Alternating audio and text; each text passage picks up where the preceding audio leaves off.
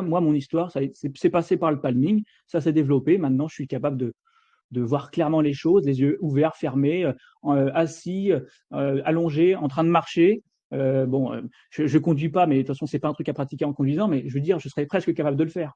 Et là, quand j'y pense, il y a des personnes, des fois, ils rentrent chez eux, ils se rappellent même plus de la route, ils étaient ailleurs. Bah, ils étaient dans une forme de, voilà, de transe hypnotique. Ils connaissaient Ouais, tellement bien bien le sûr. trajet, tu vois, ils n'ont même pas eu besoin de se concentrer sur la route. Bah, ça rejoint un petit peu ce que je dis. On voit mieux ce qu'on connaît, on l'intègre mieux. Donc, on peut actionner tu vois, le pilote automatique.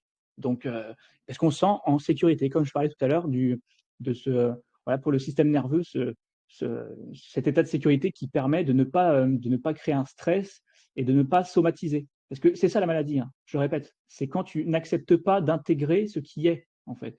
Et tant qu'on n'aura pas retrouvé le centre, ben on va accumuler les maladies, les troubles.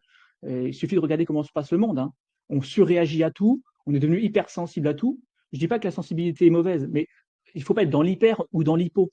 Il faut être dans la neutralité au maximum et y revenir. Et quand tu médites vraiment, quelqu'un qui dit ouais, je ne sais pas si j'ai bien médité, parce que des fois je repars dans mes idées et tout, et ben, dès que tu prends conscience que tu es reparti dans tes idées, etc., tu reviens au centre. Voilà, c'est ça une vraie pratique de méditation. C'est de revenir à un état neutre d'observateur et de témoin actif. Et c'est à cet instant que le processus de guérison commence. Comme quand tu dors, parce que tu es complètement neutre, tu n'as plus la conscience pour t'emmerder dans un extrême ou un autre.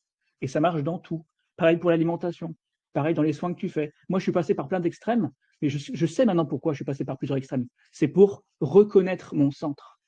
Et des fois, il y a des gens, ils sont obligés de passer par ça pour vraiment retrouver vraiment un centre idéal, passer de grands extrêmes à d'autres. Même dans la musique qu'on écoute, je l'ai remarqué. Et dès qu'on a retrouvé son centre, ben on se sent bien. On peut enfin s'y poser avec calme et avec sérénité. Voilà. Et c'est là qu'on peut enfin apprécier la vie. Voilà. Moi, j'ai balancé mon délire. Bah non, mais je suis tout à fait d'accord.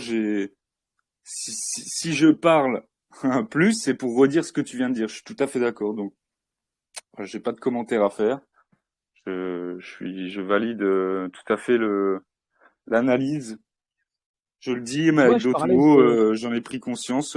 Donc voilà, je pourrais le dire avec d'autres mots, mais je suis tout à fait d'accord. j'ai fait un post récemment parce que bon, moi, je me centre au niveau des yeux, forcément, c'est mon sujet. J'avais fait un post récemment pour l'arborescence 3.0 là, que j'ai mis en place cette année, par rapport bah, toujours sur le système nerveux, pour retrouver cet état de sécurité à travers la couleur, chromothérapie, tu vois.